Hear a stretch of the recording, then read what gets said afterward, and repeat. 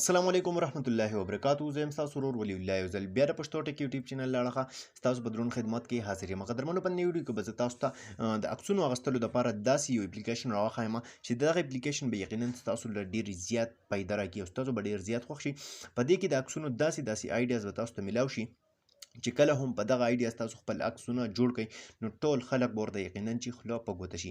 یو داسې اپلیکیشن دی چې دې نه مخکې به تاسو چېرته هم نه وي لیدلی. یو ډېر مزیدار، ډېر ښایسته اپلیکیشن دی. د هغې چې کوم فیچر دی یو تر بله ښایسته فیچر دی. په هغې کې چې کوم د عکسونو جوړولو کومې آیډیاز دي تاسو چې هغه وګورئ نو یقینا تاسو به ډېر زیات خوښ شي. نو ویډیو ته تګ نه مخکې زه تاسو ته اډوکیشن عرض کوم که تر اوسه تاسو زموږ پښتو ټک یوټیوب چینل نه سبسکرایب کړی دا سبسکرایب کړئ او خوا کې د غنټۍ نشان هم کلیک کړئ چې زموږ نوي ویډیوز تاسو ته په وخت باندې دررسي. ملګرو، دې لپاره به سمپل تاسو ته د یو اپلیکیشن ضرورت وي.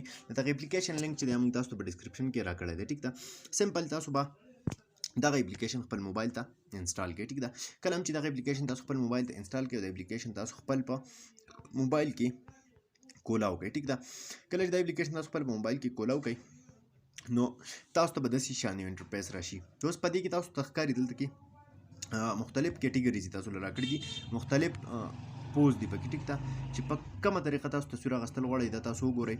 صحیح ده، دا به تاسو سمپل هغه طریقه راولئ. په اوکې باندې به تاسو دلته کې کلیک وکړئ. دې نه بعد دلته کې تاسو د کیمرې یو اپشن راکړی دی، سمپل په کیمرې تاسو کلیک واخلئ. نو تاسو ته زه ښایم دا وګورئ. تاسو اوس چې کله تاسو په طریقه باندې کینئ نو دغه شانتې به ستاسو په سکرین باندې هم تاسو ته دغه طریقه چې د هغه به تاسو ته ښایي چې په دې طریقه تاسو کینئ نو په دغه پوز باندې تاسو تصویر اخیستلی شئ. دغه شانتې فردر تاسو راشئ نور کم آیډیاز چې پکې دي چې کم یو تاسو وګورئ نو ډېر زیات یونیک آیډیاز دي په دې کې، ډېر زیات نایاب آیډیاز دي پکې د عکسونو اخیستلو دپاره. دا وګورئ تر څو پورې تاسو په پوزیشن کې کینئ دغه پوز تاسو جوړ کړئ نو ستاسو د موبایل په سکرین به تاسو ته ښایي هم ستاسو به دغه پوز کې یا عکس کې څه مسله وي نو هغه تاسو ته بالکل ستاسو د موبایل په سکرین ښکاري، تاسو ته یې ویستلی هم شئ. نو یو ډېر ښکلی اپلیکیشن دی. امید لرم چې خوښ شوی به مي. که خوښ شوی وي لایک یې کړئ، چینل سبسکرایبول مه هېروئ، ملګرو سره یې شیر کړئ. تر بلې ویډیو د خپل ځان ډېر زیات خیال ساتئ. د خدای په امان.